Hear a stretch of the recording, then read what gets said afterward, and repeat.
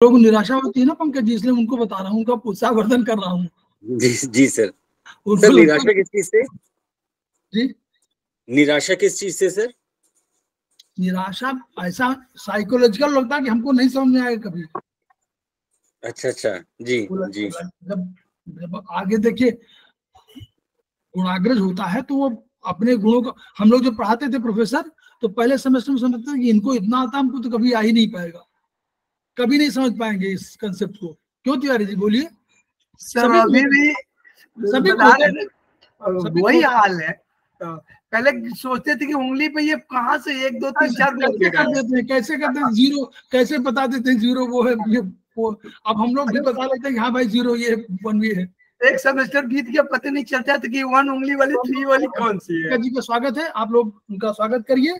और अब जो है वो आज जो है ज़िक्र पॉइंट पर, कल उनका लेक्चर बहुत बढ़िया रहा, उन्होंने ऑर्गन सोर्स पॉइंट के बहुत कंसेप्ट सुधारे और बताए, और उसमें आज वो उसी के बहुत ही महत्वपूर्ण पॉइंट से हमारे ज़िक्र पॉइंट उस पर चर्चा करेंगे। तो पंकज जी को मैं स्वागत कर रहा हूँ और उनको thank you sir, thank you so much. Sir एक क्वेश्चन पूछ सकता हूँ आपसे? जी सर, ये जो रूल आपने मुझे पकड़ाया, जो कल मैं पढ़ा भी रहा था, जी जी डार्कनेस का और ये ऊपर वाला पार्ट जो ब्राइटनेस का, ये इंटेंशनली पकड़ाया है सर या बाई चांस हो गया? बहुत, आप देखिए पढ़ते किताबें बहुत है, वही मैं इसीलिए बता रहा था मैं कि किताबें बहुत पढ़ते हैं, और आप जब बहुत सी किताब पढ़ेंगे तो नेचुरली उसमें कोई कंसेप्ट आएगा, नया कंसेप्ट आएगा और वो समझ में आएगा। अभी आप प्रोफेसर ताकजू को जब पढ़िए तो आप उन्होंने उनकी किताब एक है कि सीड्स का कलर के बेसिस पर चिकित्सा। आप बोलिए, हम लोग तो अभी सीड्स की कलर बेसिस पर चिकित्सा नहीं कर रहे हैं ना। और जब ये रिसर्च है, नहीं मैं ये चाहता हूं कि जो आप लोग बने, ये आगे चल के इस विधा में, कोई भी विधा हो, जिस विधा में हो उसमें पारंगत ऐसे नई चीजें क्रिएट कर दें जो अभी तक क्रिएट न हुई हो, करिए और बहुत बढ़िया है। जी जी। लेकिन हाँ, पहले शुरू में जब तक सेमेस्टर में कुछ चीजें आपको जाननी होती हैं, उनको धीरे धीरे आप साथ करते हैं तो फिर आपको कंसेप्ट, आपके ज्ञान चक्षु खुलने लगते हैं, यही तो है उसका अर्थ। फिर खुल जाएंगे तब तो कोई बात ही नहीं, वो सब समझ में आने लगेगा। जी चलिए ठीक Pankaj ji, thank you sir. अब मुझे शेयर करना नहीं। कल कुछ क्वेश्चंस थे जो पूछे गए, कुछ तो मेरे दिमाग से स्लिप हो गए, पर कुछ थे मेरे को जो याद हैं। तो जैसे एक क्वेश्चन था, हालांकि मैं कंफर्म था लेकिन बट फिर भी किसी को प्रॉब्लम थी, मैंने एक बार दोबारा उसको देखा। पसीना आना, पसीना आने का मतलब ये है कि सपोज मान लीजिए आप कोई एक्सरसाइज कर रहे हैं, कोई रनिंग कर रहे हैं, या आप धूप में खड़े हैं, समर सीजन है, उस टाइम अगर पसीना आ रहा है तो वो बिल्कुल नेचुरल है, वहां डेफिशिएंसी और एक्सेस होना नहीं है। बट अगर आपको नॉर्मल कंडीशन में आपको पसीना आ रहा है, सपोज मान लीजिए आप एक क्लिनिक रन कर रहे हैं और कोई पेशेंट आधे घंटे से आपके क्लिनिक के बाहर बैठा है, और अगर वो आपके पास आता है, जब उसका नंबर आता है वो आपके पास आता है, आप देखते हैं कि वो पसीने से गीला है, वो पसीने से तर है, दैट मीन्स ये 100% वीकनेस शो करता है, डेफिशिएंसी ही शो करता है। किसी ने मुझसे पूछा था तो मैंने उस टाइम उनको जवाब दिया था कि ये डेफिशिएंसी ही है, बट मैंने आज उसको रिकन्फर्म कर लिया अपनी बुक से, जहां से मैं अपने नोट्स बनाता हूँ, उन बुक्स को मैंने दोबारा खंगाला, और ये 100% डेफिशिएंसी या वीकनेस ही है। और यहाँ क्लियर मेंशन है कि your body is not able to hold the liquid, that means ये वीकनेस है, क्योंकि आपकी बॉडी जो है वो लिक्विड को होल्ड नहीं कर पा रही है डेफिशिएंसी वीकनेस के कारण, तो इसको हम डेफिशिएंसी ही मानेंगे। जी ठीक है, डिफिशिएंसी है वो ऐसा है। पेटाइस 7 में लिखा हुआ है कि लंग्स जो है वो आपके रोम छिद्रों का नियंत्रण करते हैं। बिल्कुल सर, कल मैंने यही बताया था सर, आपने भी शायद देखा होगा। हाँ, वो नहीं, वो है, वो तो लिखा हुआ ऑलरेडी, और रोम छिद्रों का नियंत्रण नहीं कर पा रहा है, इसका मतलब डिफिशिएंट है। जी सर, तो इसीलिए पसीना आदि निकलेगा। जी सर, तो इसीलिए सर वो किसी ने मेरे से, मैं फेस नहीं देख पाया था जिसने पूछा था, बट किसी ने, अनिता मैम ने शायद पूछा था। क्या आज ज्वाइन किया है उन्होंने? हाँ ज्वाइन किया, अनिता मैम है, ज्वाइन कर ओके। एक्चुअली बहुत सारी प्रॉब्लम होती है ना सर, हम लोग इसमें सॉरी, हाँ ठीक है, आपकी बात बहुत सही है। सारे लोग सर ऐसे होते हैं कि हम लोगों को बहुत सारी चीजें क्लियर हैं, बट हम लोग इन चीजों में कंफ्यूज हो जाते हैं कि जैसे पसीना निकलना है तो उसको क्या माने, डेफिशिएंसी माने या जी, उसको एक्सेस माने, तो बहुत सारी चीजें हैं, तो इसीलिए मैंने उस चीज को लेके आया कि मैंने बेसिकली लंग्स है और थोड़ा थोड़ा हार्ट है बस। जी। अच्छा, दूसरी बात सर, किसी ने एक क्वेश्चन पूछा था जब मैंने बात की थी, मतलब यहाँ तो कोई कंफ्यूजन ही नहीं था, बट मैं उस टाइम कम था तो मैं उसको बता नहीं पाया। मैंने पेरिकार्डियम पढ़ा रहा था, तो पेरिकार्डियम में मैंने बताया था कि ये हार्ट की कवरिंग के साथ साथ ब्रेन की भी कवरिंग है। तो किसी ने मुझसे पूछा था कि हमने तो आज तक ब्रेन की कवरिंग नहीं पढ़ा। प्रोफेसर तो पार्क जेबू, जी जी जी बिल्कुल प्रोफेसर सर, मैं पार्क वही जेबू का बोल रहा था। कंसेप्ट है वो। जी, मैं यही बता रहा था कि जब हम संस्थान के बाहर की कुछ बुक्स पढ़ते हैं, सपोज हम संस्थान की बुक्स पढ़ते हैं तो उसमें पेरिकार्डियम क्लियर है और हमें क्रिस्टल क्लियर है कि पेरिकार्डियम ही है। बट जब हम संस्थान के बाहर की कोई बुक पढ़ेंगे, चाहे कोई भी राइटर हो, और खासकर अगर हम एक्यूप्रेशर के साथ साथ एक्यूपंक्चर पढ़ रहे हैं, तो पेरिकार्डियम मेरिडियन का नाम ही नहीं आता, कहीं पर उल्लेखित नहीं है कि ये पेरिकार्डियम मेरिडियन है। वहां पर इसका सीधा नाम है ब्रेन मेरिडियन, उन्होंने नाम ही उसको ब्रेन मेरिडियन दिया है। इसके अलावा कुछ और मेरिडियंस भी हैं जिनके नाम अलग मिल सकते हैं, जैसे आप ट्रिपल वार्मर को देखिए। ट्रिपल वार्मर बहुत सारी जगह पर ट्रिपल हीटर लिखा हुआ है, ट्रिपल बर्नर लिखा हुआ है, और सबसे जो मुझे मुश्किल हुई समझने में, क्योंकि जब मुझे बकायदा ढूंढना पड़ा कि ये है क्या, ये कौन सी मेरिडियन है, ये नाम लिखा है स्पाइनल कॉर्ड मेरिडियन। कहीं से भी कोई ट्रिपल हीटर से भी मैंने आइडिया लगा लिया, ट्रिपल बर्नर से भी लगा दिया, जब स्पाइनल कॉर्ड लिखा है तो मैं खुद कंफ्यूज हो गया कि कौन सी मेरिडियन है, हमने तो आज तक पढ़ी नहीं। बाद में जब उसको मैंने ढूंढा, पढ़ा, समझा, तो पता चला ये हमारी ट्रिपल वार्मर है। तो बहुत सारी जगह अलग अलग नामों के उल्लेख हैं। तो मतलब यहाँ ये क्लियर मेरे को करना था कि ये ब्रेन मेरिडियन के नाम से भी है, इसलिए ये ब्रेन की कवरिंग भी है। ठीक है जी। ज़ीक्लिफ देखिए पॉइंट पे आते हैं। पेरिकार्डियम मेरिडियन बहुत बढ़िया बताया शर्मा जी ने। पेरिकार्डियम मेरिडियन को देखिए, दो विचारक और भी हैं टीसीएम के अलावा, प्रोफेसर पार्क जेबू और डॉक्टर वॉल। डॉक्टर वॉल उसी को सर्कुलेशन मेरिडियन बोल रहे हैं, ठीक है, पेरिकार्डियम को सर्कुलेशन बोल रहे हैं, और वो बोल रहे हैं ब्रेन मेरिडियन। और कुछ लोग जो है ये जीबी मेरिडियन को ब्रेन मेरिडियन बोल रहे हैं। तो ये भी कंसेप्ट अलग अलग है, लेकिन हम लोग जो पढ़ रहे हैं उसके साथ साथ उन्होंने ठीक कहा कि शर्मा जी ने, कि पंकज जी ने कहा कि जैसे आप दूसरा पढ़ेंगे तो उसमें दूसरे लिखे होंगे, लेकिन उनको समझिए तो ये उसका कंसेप्ट उन्होंने अपने ज्ञान के आधार पर। और जो यही कहीं इंडोक्राइन सिस्टम है, ट्रिपल वार्मर इंडोक्राइन सिस्टम है, कौन कह रहे हैं? Doctor wall. और वो कह रहे हैं कि स्पाइनल कॉर्ड की है। ठीक है, तो ये सब विचार है, इसमें मत सोचिए। ये बहुत सी किताबों में इसी में लिखा हुआ है, डेटा 7 में पढ़िएगा आप लोग, तो जो आगे के चैप्टर हैं उनमें बहुत से लिखा हुआ है ये, इनको ये मेरिडियन बोलते हैं। ठीक है जी। आगे। कल एक पॉइंट रह गया था, उसको भी मैं यहाँ क्लियर कर देता हूँ।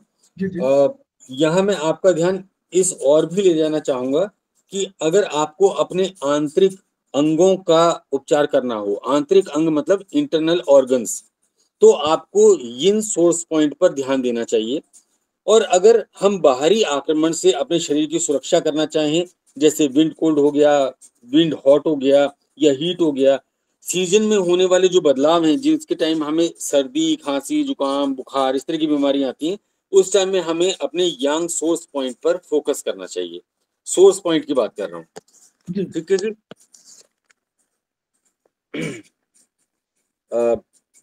कल मैंने कहा था कि अरविंद सर ने मुझे ये रूल पकड़ाया है कि मैं इसे समझाऊं, तो कल हम रूट सोर्स को पढ़ चुके हैं। ओके, एक मैं आपको इमेज दिखाता हूं, हम कल इसको देख चुके हैं हालांकि।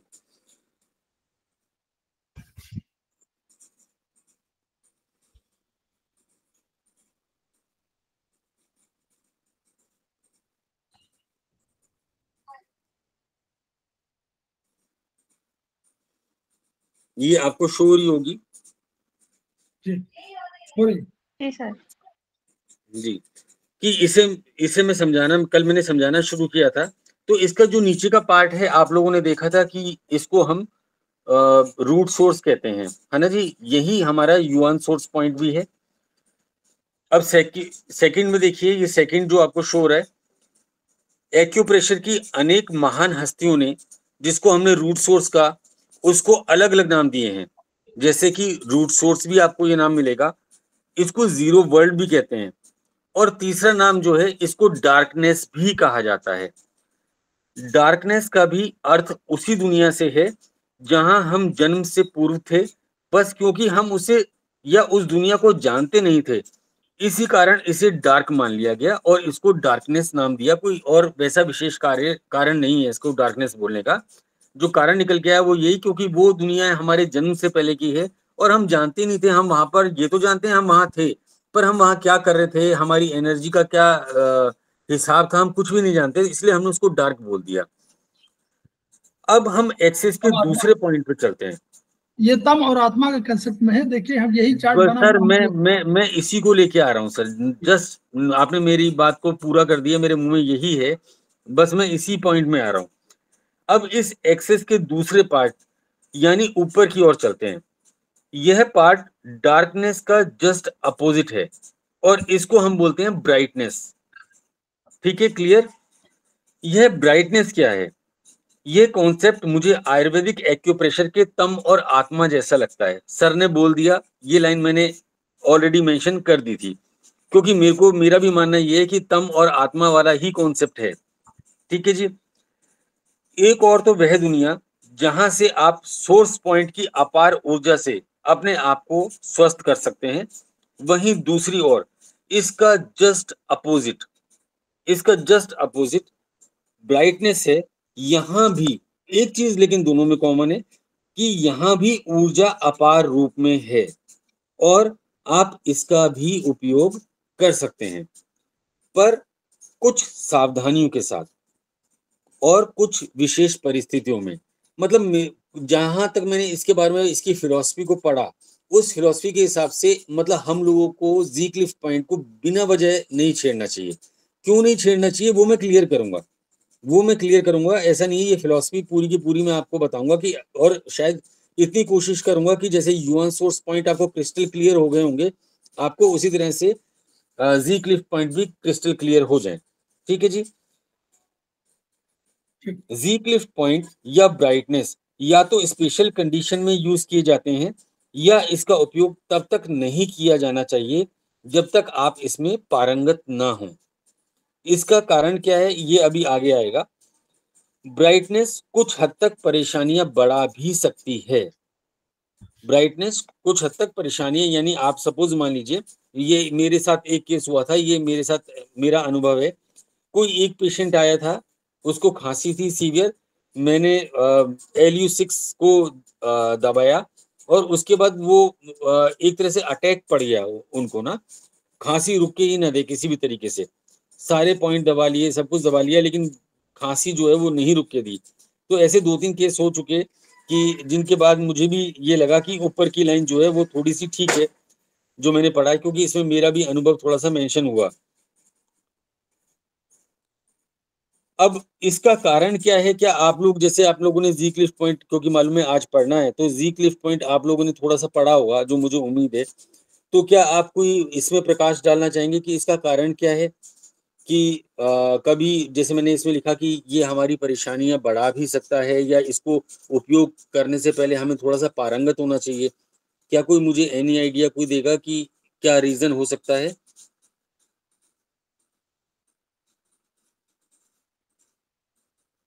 रेडियन में अगर एनर्जी मूव नहीं करती है तो वो वहां जाके कलेक्ट हो जाती है। हम लोग इसको मंदिर के समान चाइनीज में माना गया, तो कलेक्शन ऑफ एनर्जी का पॉइंट है ये। अगर फ्लो रुकता है एनर्जी का तो जी जी जी, तो फिर हमें इसे इस्तेमाल क्यों नहीं करना चाहिए? ये तो बात आपने बिल्कुल ठीक बोली।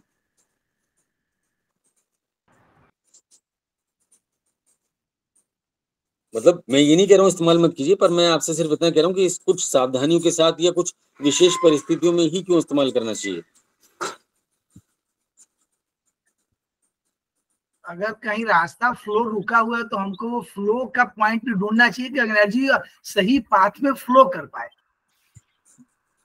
ओके, ऐसा करते हैं, अभी हम लोग मैं दूसरा पीडीएफ खोल रहा हूँ, इसको एक बार पढ़ लेते हैं और जहां जहां मैंने अंडरलाइन किया हुआ है वहां आप इसको अंडरलाइन कर लीजिएगा, क्योंकि पूरा जो टॉपिक है वो सारा जो ज्ञान है जो आपको समझ में आएगा ये अंडरलाइन की हुई लाइनों में ही समझ में आएगा।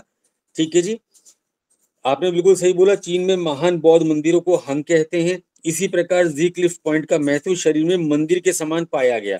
मंदिर के समान क्यों पाया गया? क्योंकि यहाँ पर डार्कनेस नहीं है, यहाँ पर ब्राइटनेस है। ठीक है जी, यहाँ पर ब्राइटनेस है, यहाँ की एनर्जी ब्राइट है, इसीलिए यहाँ इसको मंदिर के समान माना गया। जी cleft are gaps in the body where ची and blood converge and collect. Gaps जहां पर रक्त और ची एकत्रित होते हैं, केवल ची एकत्रित नहीं होती है, यहाँ पर ब्लड भी एकत्रित होता है। तो इस लाइन को आप थोड़ा सा अंडरलाइन कर लीजिए। ठीक है, तो ये आपको आगे जब मैं बताऊंगा तो आपको ये क्लियर हो जाएगी पूरी बात। फिर इसके बाद सर ने लिखा है कि जब शरीर में जैविक ऊर्जा के प्रभाव में कंजेशन के कारण ऊर्जा का प्रवाह बाधित होता है। ठीक है जी, अब ये भी लाइन प्रवाह बाधित, ये दो शब्द आप अंडरलाइन कर लीजिए, क्योंकि प्रवाह कैसे बाधित होता है मैं इस पे थोड़ा सा कम से कम एक पैराग्राफ आपको बताऊंगा कि प्रवाह कैसे बाधित होता है विद एग्जांपल, तो आपको ये क्लियर हो जाएगा।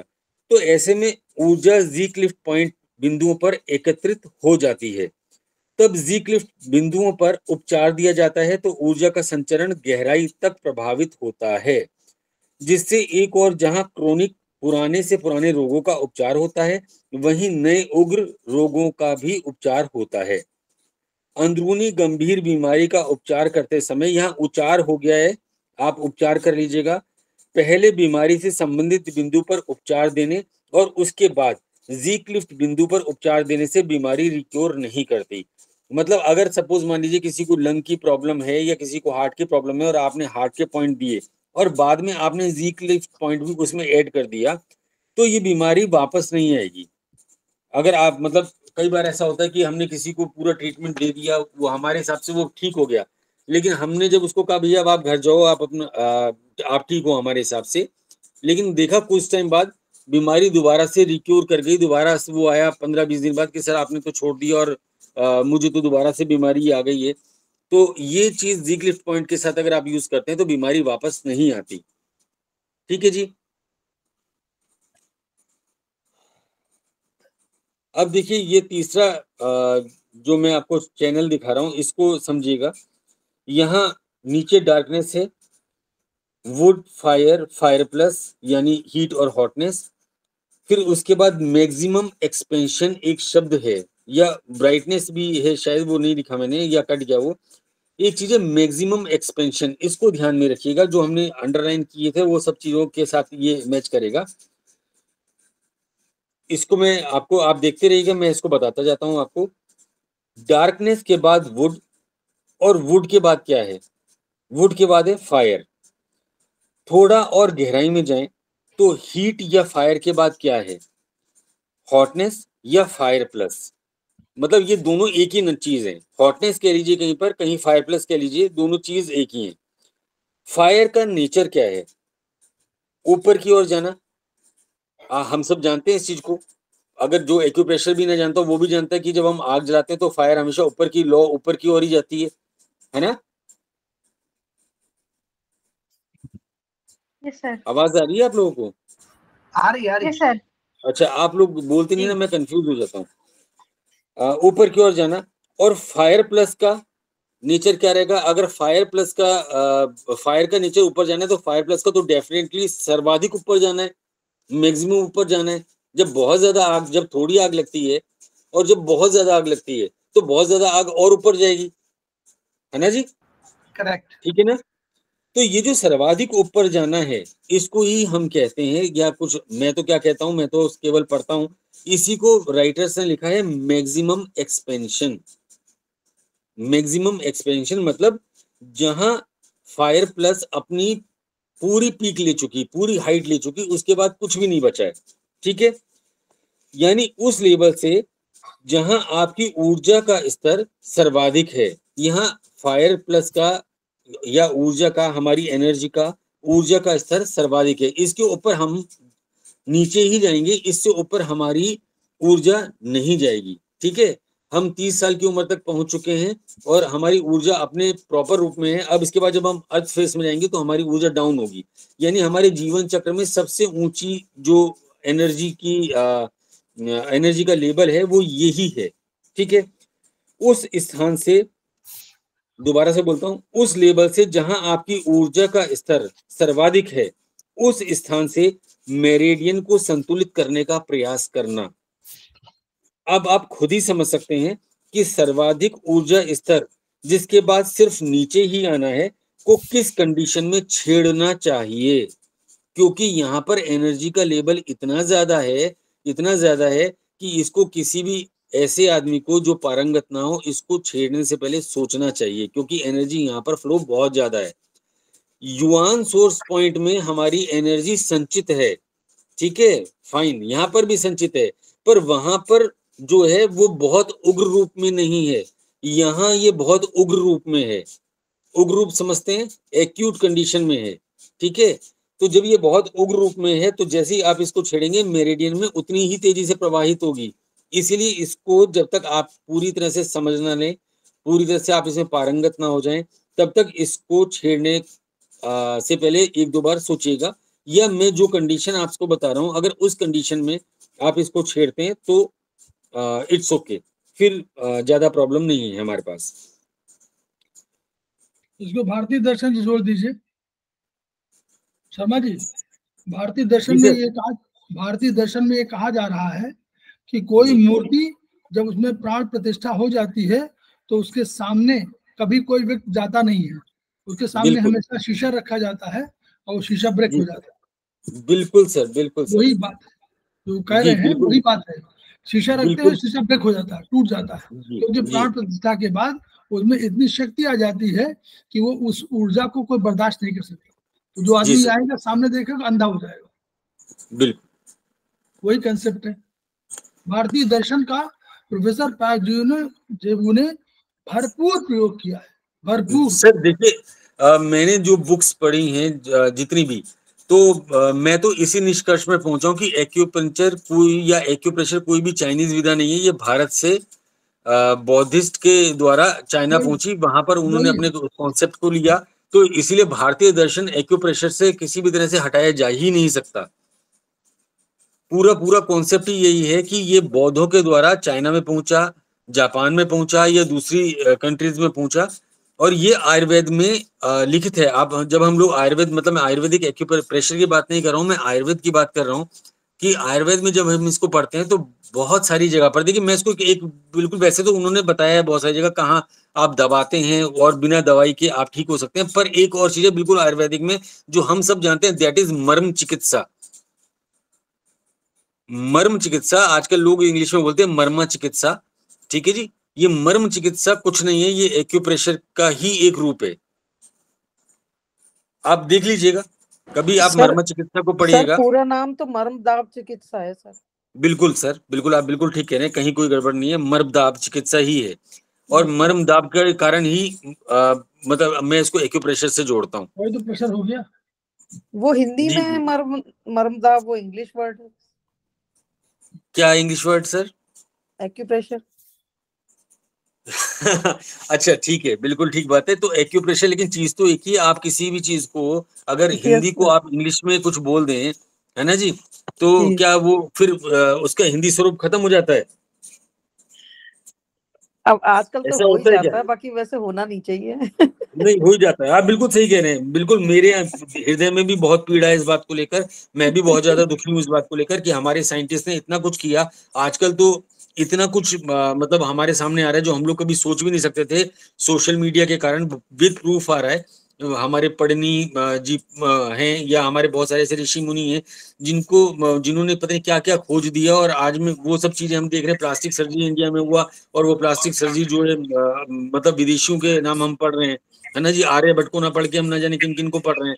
तो लेकिन अब जो है वो तो है, उस कॉन्सेप्ट को हम नहीं बदल सकते, पर हम अपने टॉपिक में आगे चल सकते हैं। और हाँ सर, पर साइंटिस्ट तो छोड़ो, अब घर के बच्चे हिंदी लिखना नहीं जानते सर। जी जी जी। तो इसीलिए कई विद्वानों ने अपनी पुस्तक में इसे केवल, स्पेशली ध्यान दीजिएगा इस बात पर, मेडिकल इमरजेंसी में ही यूज करने की सलाह दी है। कब आप यूज कर सकते हैं इसको? मेडिकल इमरजेंसी में। मेडिकल इमरजेंसी का क्या अर्थ हुआ? हर मेरिडियन में एक मेडिकल इमरजेंसी या कुछ मेडिकल इमरजेंसी हो सकती है। जैसे जब आपको किसी की जान बचानी हो, ठीक है जी, और आपके पास इतना टाइम ना हो कि आप ज्यादा इंतजार कर सकते हैं, ठीक है, कि हम कोई और पॉइंट लगा के देखें या कुछ करके देखें, जब आपको लगता है कि मतलब अब बिल्कुल मेडिकल इमरजेंसी आ गई, आप इसका इस्तेमाल कर सकते हैं। डू और डाई वाली कंडीशन है। और जैसे मैं आपको एक एग्जांपल देता हूँ, जैसे अगर आपके सामने किसी व्यक्ति को हार्ट अटैक आ जाता है, क्या है? मेडिकल इमरजेंसी है। अब आप किसी और पॉइंट की जगह कहाँ जाएंगे? जी क्लिफ पॉइंट पे जाएंगे, है ना, हार्ट के जी क्लिफ पॉइंट पे जाएंगे। किसी को हार्ट अटैक नहीं आया बट एंजाइना पेन शुरू हो गया, ठीक है, तो भी आप जी क्लिफ पॉइंट पर जा सकते हैं। या किसी का बीपी बहुत ज्यादा बढ़ गया, ठीक है जी, बीपी बढ़ गया तो आप एक्यूप्रेशर से कंट्रोल कीजिए, कोई दिक्कत नहीं है। पर अगर आपको लगता है कि ये तो ओवर जा रहा है, ठीक है, तो आप जी क्लिफ पॉइंट को आंख मूंद के इस्तेमाल कीजिए, कोई प्रॉब्लम नहीं है, ठीक है। ऐसी बहुत सारी कंडीशन बन सकती हैं जिसे हमें जी क्लिफ पॉइंट को यूज करना होगा, क्योंकि यह इन तकलीफों में हमें तुरंत आराम पहुंचाएगा। हमें किसी भी प्रकार की ऐसी तकलीफ जिसमें लगता है सामने वाले की जान जा सकती है और मतलब चली गई, हार्ट अटैक आ गया, अगर प्रॉपर इलाज नहीं मिला तो बहुत मुश्किल है उसका बचना, तो ऐसी कंडीशन में हम इसको यूज करेंगे। पर इन विद्वानों से अलग मेरा भी कुछ एक्सपीरियंस था और मैंने भी कुछ अलग पढ़ा, कुछ अलग समझा, अपने सीनियर से समझा, सीनियर से बात की, तो मेरा कुछ एक मानना बना जो मैंने किताबों से अलग माना या अपने सीनियर से समझा कि हमें इसमें पारंगत होने की आवश्यकता तो है, पर हमें इसमें डरने की आवश्यकता नहीं है। शॉर्ट में मैं दो कंडीशन ऐसी आपको बताता हूं जिसमें हम जी क्लिफ पॉइंट को बेधड़क यूज कर सकते हैं, जिसमें हमें मतलब ऐसा कोई विशेष खतरा नहीं है। और जी क्लिफ पॉइंट में ये दो कंडीशन के लिए कई बुक्स ने भी लिखा है। पहला है, कहीं भी कोई भी एक्यूट पेन हो। एक्यूट एक मेडिकल टर्म है, हम सब जानते होंगे इसको। एक्यूट मतलब दो चीजों से लेते हैं। एक्यूट मतलब एक होता है तीव्र, तीव्र मतलब बहुत तेज, ठीक है जी, सहा नहीं जा रहा, ऐसा दर्द, तो तीव्र दर्द हो। और एक्यूट का मतलब होता है जो बीमारी अभी अभी शुरू हुई हो। ये यहाँ दो मतलब है एक्यूट के, ये ध्यान रखिएगा। जो बीमारी अभी अभी शुरू हुई हो, मान लो अभी कोई आपके पास आया जी, पता नहीं मैं तो वहां टहल रहा था, 10 मिनट पहले पता नहीं क्यों पैर में बहुत तेज दर्द हो गया, दैट इज एक्यूट, ठीक है जी। सपोज मान लीजिए किसी ने बोला कि अभी आधे घंटे से पता नहीं क्यों गले में बहुत ज्यादा खराश है, छींकें आ रही हैं, जुकाम बुखार, एकदम अचानक आधे घंटे से एकदम बॉडी टूटी टूटी सी, दैट इज एक्यूट प्रॉब्लम, ठीक है जी। जो अभी अभी शुरू हुई हो, आधा एक घंटा पहले 2 घंटा पहले शुरू हुई हो, हम उसको एक्यूट में लेते हैं, ठीक है जी। तो एक तो हम एक्यूट प्रॉब्लम में इसका इस्तेमाल कर सकते हैं। दूसरा हम इस्तेमाल कर सकते हैं बेझिझक होके जब ब्लड से रिलेटेड कोई भी प्रॉब्लम हो, ठीक है। ब्लड से रिलेटेड कोई भी प्रॉब्लम है तो भी हम जी क्लिफ पॉइंट को यूज कर सकते हैं।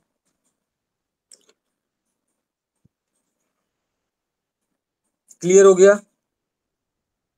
जी ठीक है। अब मैं जब आपको क्लियर हो गया तो मैं आपसे एक क्वेश्चन इस पॉइंट से थोड़ा सा अलग हटके पूछता हूँ। मैं क्वेश्चंस बीच बीच में सिर्फ इसलिए पूछता हूँ, ऐसा कोई विशेष कारण नहीं है, कि होता क्या है कि आप लोग का थोड़ा सा मनोरंजन सा भी हो जाए या आप लोगों को कुछ जानकारी की अलग भी मिल जाए, इसलिए, और थोड़ा सा हम लोग सचेत हो जाते हैं। अगर कोई क्वेश्चन सामने वाला बोलता है कि मैं क्वेश्चन पूछ रहा हूँ तो हम लोग सचेत हो जाते हैं। तो आप समझ ही गए होंगे, मैं आपसे एक सवाल पूछ रहा हूँ और ये सवाल बड़ा बेसिक है। ये कोई ऐसा सवाल नहीं पूछ रहा हूँ आपसे कि कुछ बहुत अलग। हम सब एक्यूप्रेशर जानते हैं और एक्यूप्रेशर में एनर्जी ही मेन है, ठीक है, आप सहमत होंगे मेरी बात से। तो मेरा क्वेश्चन ये कि हमारे शरीर में कितने प्रकार की एनर्जी होती है? क्या कोई मुझे बताना चाहेगा? हमारे शरीर में एनर्जी कितने प्रकार की होती है?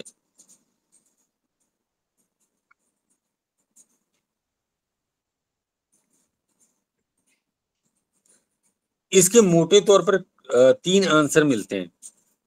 कोई मुझे नहीं बताना चाहता, मैं बता दूं ना? बता यस सर। जी, इसके मोटे तौर पर 3 आंसर मिलते हैं। पहला, हमारे शरीर में 2 प्रकार की एनर्जी होती है, पहली यांग और दूसरी यिन। क्लियर? सेकंड क्वेश्चन, अगर मैं अभी भी संतुष्ट नहीं होता, मैं बोलता हूँ नहीं अभी और बताइए, इसको और डेप्थ में जाइए, तो फिर आंसर बनता है इसका कि हमारे शरीर में 4 प्रकार की एनर्जी होती है। ठीक है, इसका बाइफर्केशन थोड़ा सा है यांग यिन वाला ही कॉन्सेप्ट, पर इसको और हम थोड़ा सा डीप में चले गए। 4 प्रकार की एनर्जी क्या होती है? पहली एनर्जी है डार्कनेस की, यानी युआन सोर्स पॉइंट की। सेकंड एनर्जी है ब्राइटनेस की, जी क्लिफ्ट पॉइंट की। और तीसरी एनर्जी जो है वो है यांग की, और चौथी है यिन की। ये पूरा एक कॉन्सेप्ट जो है ये एक्यूप्रेशर में पढ़ाया जाता है, और ये एक अलग ब्रांच है जिसको हम कहते हैं ट्राई ओरिजिन में 4 प्रकार की एनर्जी मानी जाती है। पहली न्यूटो में डार्कनेस आती है, जो हम युआन सोर्स पॉइंट पढ़ चुके हैं। दूसरा न्यूट्रो, जिसमें ब्राइटनेस आती है, जो हम आज पढ़ रहे हैं। तीसरा हेट्रो, जो यांग एनर्जी है, और तीसरा होमो, जो यिन एनर्जी है। ठीक है जी। अब इसके बाद भी मैं संतुष्ट नहीं होता, इसके बाद भी मैं आपसे पूछता हूं, तो बहुत ही डिटेल और बहुत डेप्थ का आंसर है। मैं आपसे पूछता हूं कि हमारे शरीर में कितने प्रकार की एनर्जी होती है। तो इसका जो मैं अभी तक जो मैंने सबसे डेप्थ में इसका आंसर पढ़ा वो ये है कि हमारे शरीर में 8 प्रकार की एनर्जी होती है। पहली वही डार्कनेस, युआन सोर्स पॉइंट की। ठीक है, ये एनर्जी हमारे जन्म से पहले की संचित ऊर्जा है, इसीलिए हम इसका इस्तेमाल कर सकते हैं।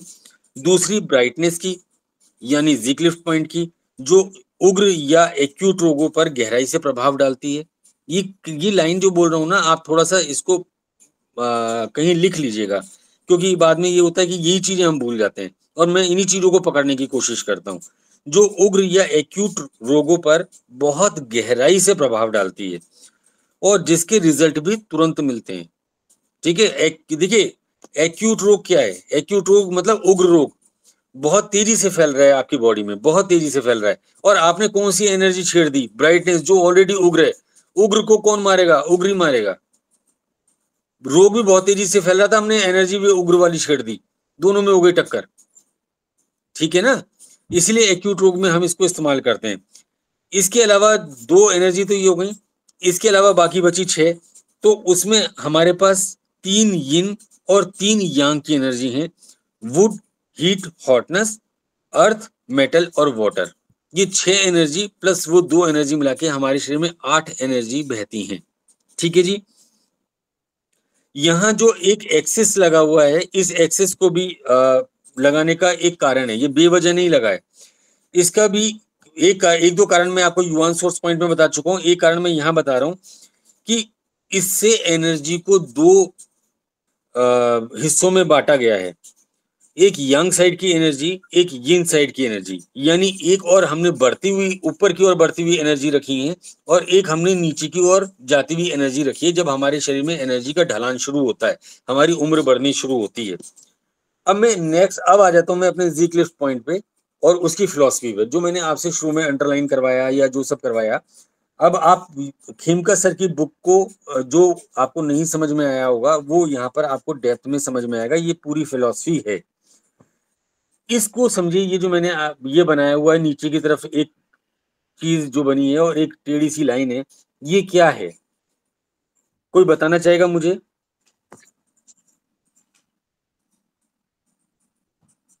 इस पिक को थोड़ा सा ध्यान से देखिए, मैं थोड़ा समय देता हूं आपको, शायद कोई बता पाए। कोई नहीं, मैं इसकी एनर्जी सर, क्या प्रश्न है सर? प्रश्न ये है कि ये जो आपको दिख रहा है ये क्या है, लेकिन अब आपको नीचे वाला पार्ट दिख गया, इसलिए अब इसका कोई ज्यादा फायदा है नहीं। ठीक है, अब नेक्स्ट क्वेश्चन है कि ये समझिए, मैंने ये एक मेरिडियन बनाई है, ये एक मेरिडियन है जिसमें एनर्जी फ्लो हो रही है। ठीक है, अब ये नीचे की तरफ जो है, नीचे की तरफ जो निकला हुआ है, ये क्या है? कोई बताना चाहेगा? हॉल ऑफ एनर्जी है। हाँ जी, सर ये भी एनर्जी पर हाँ, डीप मैंने एनर्जी है। अच्छा ये भी एनर्जी है पर ये deep in energy. Energy in अच्छा ये देखिए, ये बेसिकली मेरिडियन है और मेरिडियन के नीचे ये बना हुआ है एक डिच। डिच डिच का मतलब होता है खाई, नाली या गड्ढा। ठीक है जी, क्लियर। हम जी क्लिफ्ट पॉइंट की बात कर रहे हैं। ठीक है, मैं आपको जी क्लिफ्ट पॉइंट की हिंदी बताऊं, मेरे को बहुत खोजने पे मिली। जी क्लिफ्ट पॉइंट की मुझे कहीं भी हिंदी नहीं मिली कि जी क्लिफ्ट पॉइंट को हिंदी में क्या कहते हैं। आज मैंने 1-1.5 घंटा खोजा इसको और तब मुझे मिला जी क्लिफ्ट पॉइंट को हिंदी में कहते हैं संचित ऊर्जा। जो ऊर्जा संचित की गई है, जो संचित है। ठीक है जी, तो ये जो आपको नीचे वाला पार्ट दिख रहा है दैट इज डिच, खाई, नाली या गड्ढा। ठीक है, और इसी डिच को आप एक्यूप्रेशर की लैंग्वेज में कहते हैं क्लिफ्ट। क्लिफ्ट, हम जी क्लिफ्ट पढ़ रहे हैं ना, जी क्लिफ्ट में जी को हटा दीजिए तो ये क्लिफ्ट जो है वो ये है। अब ये कैसे है ये मैं आपको समझाता हूं। ये किसी भी मेरिडियन का क्लिफ्ट है। क्लिफ्ट मतलब जी क्लिफ्ट पॉइंट। हम किसी भी मेरिडियन को जब देखते हैं तो हम उसको जी क्लिफ्ट पॉइंट के रूप में इसी तरह से बनाते हैं। पेज नंबर 35 देखिए, जिसमें सर ने लिखा है जब शरीर में जैविक ऊर्जा प्रवाह में कंजेशन के कारण ऊर्जा प्रवाह बाधित हो जाता है तो ऐसे में ऊर्जा जी क्लिफ्ट पॉइंट पर एकत्र हो जाती है। यहाँ कंजेशन का क्या अर्थ है? यहाँ मेडिकल टर्म में कंजेशन का अर्थ होता है, भरा मेडिकल हुआ। टर्म की बात कर रहा हूँ जी। भरा हुआ। आप भरा हुआ कह सकते हैं पर मेडिकल टर्म में बात कर रहे हैं। मेडिकल टर्म में कंजेशन का अर्थ होता है जमाव या सूजन। जमाव या सूजन। ठीक है, अब ये जी क्लिफ्ट पॉइंट है और यहाँ पर ऊर्जा कैसे संचित हो जाती है इसके लिए मैं आपको 2 लाइनें समझा रहा हूँ जिसमें आपको ये फिलॉसफी समझ में आएगी। मान लीजिए आप नेशनल हाईवे में चल रहे हैं या आप किसी चौड़ी रोड पे चल रहे हैं। ठीक है, आपके इस साइड भी वाहन है, आपके इस साइड भी वाहन है, आपके पीछे भी वाहन है, आपके आगे भी वाहन है। वाहन इन द सेंस कोई भी गाड़ी, ट्रक भी हो सकता है या दूसरी कोई गाड़ी भी हो सकती है या आपकी कार भी हो सकती है। आपके दाएं बाएं भी गाड़ियां चल रही हैं, आपके आगे पीछे भी गाड़ियां चल रही हैं। आप एक चौड़ी सड़क पे मजे से 60-70 की स्पीड पे चले जा रहे हैं। ठीक है, सफर कर रहे हैं। अब अचानक क्या हुआ, अचानक सामने जो रास्ता था, जो चौड़ा रास्ता था जिसमें आप चल रहे थे और कई गाड़ियां चल रही थी, वो सकरा हो गया या पतला हो गया। ठीक है, अब ऐसे में क्या होगा?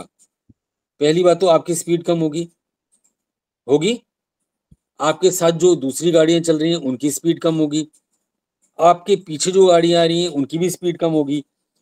और एक तरह से स्पीड कम होने के कारण भी बावजूद भी, क्योंकि वहां पर चौड़ा रास्ता नहीं है, सकरा रास्ता, तो एक एक दो दो करके गाड़ियां निकलेंगी तो वहां पर क्या होगा, जाम की स्थिति जैसी लग जाएगी। ऐसा ही होगा क्या कि नहीं होगा? जी सर बिल्कुल। जाम की स्थिति लग जाएगी, भीड़ बढ़ जाएगी। ठीक है, यही हालत मेरिडियन में होते हैं। यही हालत मेरिडियन में होते हैं, सेम टू सेम, बिल्कुल। ठीक है जी, मैं आपको नेक्स्ट क्लिप में दिखा रहा हूं कैसे। ये देख रहे हैं आप, ये क्लियर हो रही है। एक मैंने नदी का ट्राई किया कि एक नदी बनी हुई है और बीच में मैंने 2 जगह जीरो लगाया हुआ है। दिख रहा है क्या आपको? दिख रहा है। दिख रहा है ना? फाइन। अब मान लीजिए ये एक मेरिडियन है। ठीक है, क्योंकि मेरिडियन को कोई भी आदमी अभी तक फोटोग्राफ ना गूगल में मिल सकता है ना कहीं भी मिल सकता है, क्योंकि साइंटिफिकली इसको फोटोग्राफ इसका खींचे नहीं जा सकता। तो हम लोग इन चीजों को जब समझते हैं तो हम इस तरह से हाथ से बनाते हैं और इसी तरीके से समझाते हैं। ठीक है जी, तो मान लीजिए ये एक मेरिडियन है। अब इस मेरिडियन में आप इन दोनों जीरो पे फोकस कीजिए, जो मैंने दोनों जीरो बनाए हैं। ठीक है, यहाँ आपको कुछ ऐसा स्पेशल दिख रहा है कि कुछ अलग है, जो मैंने अभी आपको पीछे भी पढ़ाया? ये सर यहाँ पे गहराई है narrow थोड़ी कर सी। दिया है, जाम दोनों के बीच का गैप कम हो गया है। बिल्कुल बिल्कुल जी, आप देख रहे हैं ये यहाँ पर चौड़ी है, जहां मैंने 0 बनाया यहाँ पर ये कम चौड़ी है, ठीक है जी। मान लीजिए ये एक मेरिडियन है और इसमें लगातार ऊर्जा प्रवाहित हो रही है, पर प्रत्येक मेरिडियन हर जगह पर एक समान नहीं होती। एक्यूप्रेशर के भी अनुसार, एक्यूप्रेशर बताता है इस चीज को कि हर मेरिडियन एक जगह पर एक समान नहीं होती। कई जगह पर इसका स्थान पतला हो जाता है, ठीक है, जहां से एनर्जी उस गति से नहीं निकल पाती जहां से वो पहले वो जिस गति से निकल रही थी एनर्जी, अब वो उस गति से नहीं निकल पा रही है, क्योंकि यहाँ पर क्या हुआ, रास्ता सकरा हो गया, पतला हो गया। अब एनर्जी का प्रवाह जो है वो बाधित हो गया, वहां पर भीड़ लग गई। एक्यूप्रेशर में आप भीड़ शब्द ही पढ़ेंगे इसके लिए कि वहां पर भीड़ लग गई, ठीक है।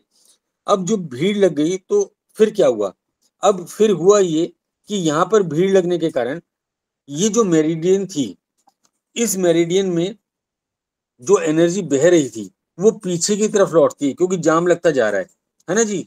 कुछ पार्ट एनर्जी का, पूरा नहीं, कुछ पार्ट एनर्जी का पीछे लौटता है। और ये जो खड्डा आप देख रहे हैं, जो क्लिफ्ट मैंने आपको बताया, इस क्लिफ्ट में ये एनर्जी स्टोर हो जाती है, ठीक है। इस क्लिफ्ट में ये एनर्जी, जाम लग गया है, पीछे बढ़ती जा रही है, ये इस गड्ढे में गिर जाती है, ठीक है। कुछ एनर्जी, क्योंकि यहाँ पर कुछ नहीं है ना, यहाँ पर गड्ढा है ना, तो इसके ऊपर खड़े होने के लिए, हमें बैलेंस करने के लिए तो कुछ है नहीं, तो ये यहाँ पर आप ये ऐसे समझ लीजिए कि ये यहाँ पर जाकर स्टोर हो जाती है, या ये मान लीजिए कि एनर्जी इस गड्ढे में नीचे गिर जाती है, जैसा भी आपको सुविधा हो, ठीक है। ये इस क्लिफ्ट में जमा हो जाती है, इसे ही हम जी क्लिफ्ट पॉइंट कहते हैं। मेरिडियन में जो हम दबा रहे हैं, सपोज LU6 जो हम दबा रहे हैं, ये LU6 ये खड्डा ही है हमारी मेरिडियन का, ठीक है जी। इस मेरिडियन का खड्डा है जिसको हम दबा रहे हैं और हम यहाँ से एनर्जी निकाल रहे हैं। एक चीज बताइए, ये जो संकरा हो गया ये डिजीज है, माने ये जेनरेट हुआ उसके कारण ये प्रॉब्लम हो रही है? जी नहीं, पहली बात ये डिजीज नहीं है, ठीक है। जब हम डिजीज को पढ़ेंगे, मैं आपको एक और चीज बता देता हूँ। आपका क्वेश्चन बहुत अच्छा है, मेरे को बहुत अच्छा लगता है लोग क्वेश्चंस पूछते हैं, क्योंकि मुझे सीखने को मिलता है, ठीक है जी। जहां पर ये डिजीज होती है वहां पर हम इसको एक्यूप्रेशर में पढ़ते हैं, और वहां पर इसको सॉल्व करने के लिए हम जी क्लिफ पॉइंट का यूज नहीं करते। वहां पर हम इसको सॉल्व करने के लिए क्या यूज करते हैं, उसको कहते हैं बैरियर पॉइंट्स। बैरियर पॉइंट्स, ये जो बैरियर पॉइंट है ये जेनरेट होती है किसी कारण से या नेचुरल है? नहीं, देखिए, जेनरेट होना दो चीजें हैं। मेरिडियन या तो किसी रोग के कारण पतली हो जाए, वहां से एनर्जी का फ्लो या उस तरीके से ना हो पाए, दूसरी ये तो रोग है। पर एक ये कि आप बिल्कुल स्वस्थ हैं, आपको कोई प्रॉब्लम नहीं है, पर हर आदमी में 100 में से 100 आदमियों में ये एनर्जी का प्रवाह जो है कुछ जगह पर सकरा होगा, कुछ जगह पर मोटा होगा। कारण जानना चाहेंगे? जी, बहुत डेप्थ में जा रहे हैं आप, पहले बता रहा हूँ, मैं भी परेशान हो जाता हूँ क्योंकि टाइम कम होता है, 7:22 हो चुके हैं। कारण क्या है? हाँ जी जी चलिए सर, आगे चलिए। नहीं, मैं बताता हूँ। अब आपने प्रश्न पूछा तो बताना पड़ेगा, ये मेरा फर्ज बनता है। जी क्लिफ्ट पॉइंट जो है वो अधिकतर आपको कहाँ मिलेंगे? जोड़ों के आसपास, ठीक है जी। और जोड़ों के आसपास होते हैं, इसीलिए इस जगह पर मेरिडियन इससे थोड़ा सा इसके आसपास से जब गुजरती है जोड़ से, तो यहाँ पर हमारी मेरिडियन थोड़ी सी सक्रिय हो जाती है, क्योंकि जोड़ मूवमेंट करते हैं ना, तो हमारी मेरिडियन थोड़ी सी सक्रिय हो जाती है, और ये नेचुरल है। अब जोड़ का मूवमेंट करना कोई डिजीज थोड़ी ना है क्या?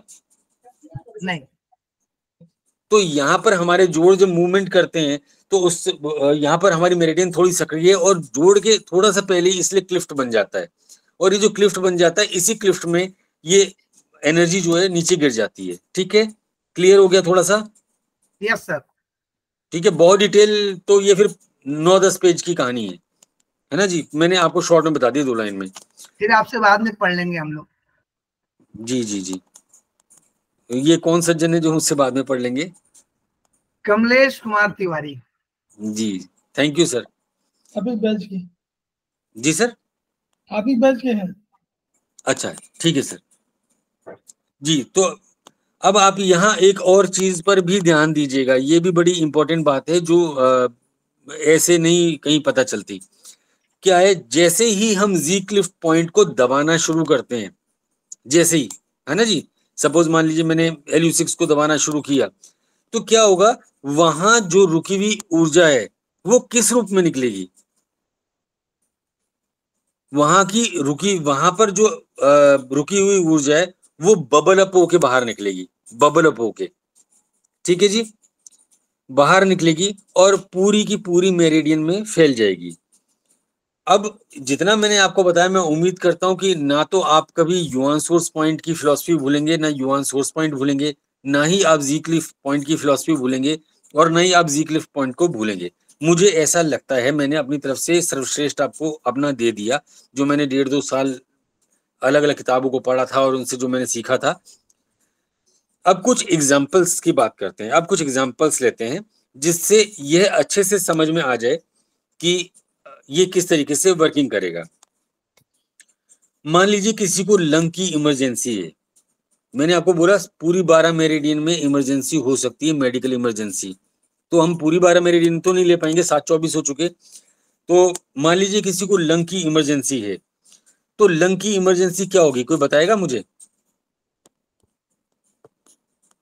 Asthma sir. ब्रीदिंग ही जी नहीं हो रही है, सॉरी, ब्रीदिंग करने में दिक्कत है, ब्रीदिंग ही नहीं हो रही है। बिल्कुल सर, मैं बहुत धन्य हूँ, आप लोग बहुत अच्छा पढ़ते हैं। मुझे खुशी है कि मैं आप लोगों के साथ आज बैठा हूँ, आप लोगों से सीख रहा हूँ, क्योंकि आप लोगों को नॉलेज है। अभी आप सिखा रहे हैं, हाँ जी, अभी आप हम लोग को सिखा रहे हैं।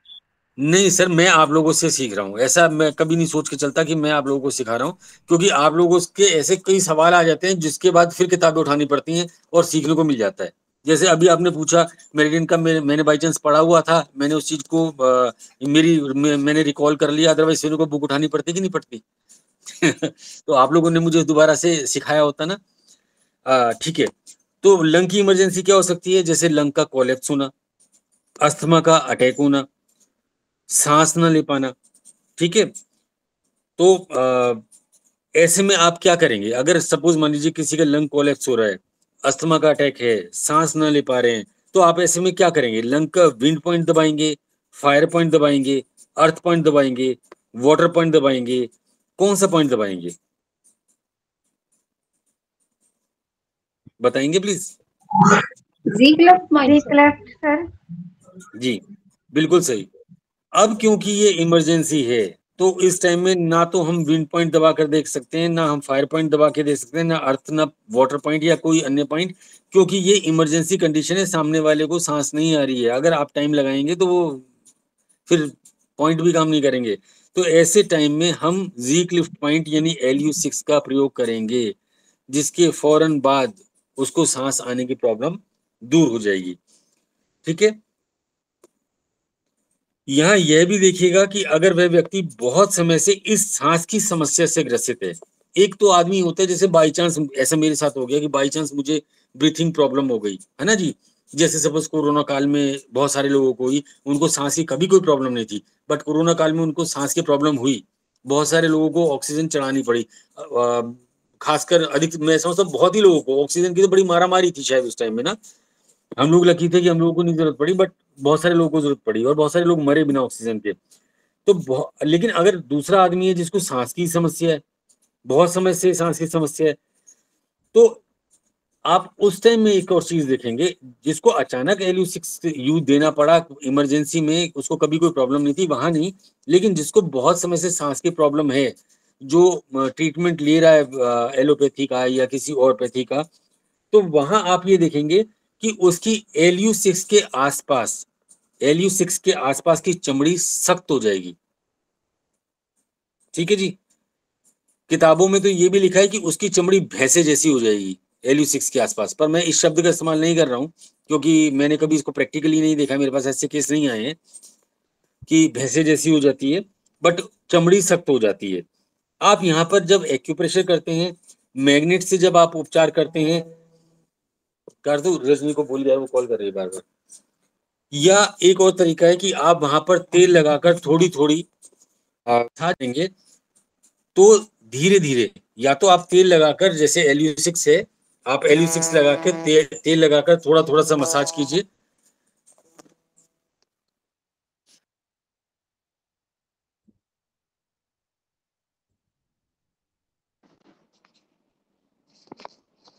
सॉरी, मेरी बेटी का फोन था, तो वो नहीं मानती है, वो बहुत शैतान है। तो आपको कोई डिस्टर्बेंस तो नहीं हुआ?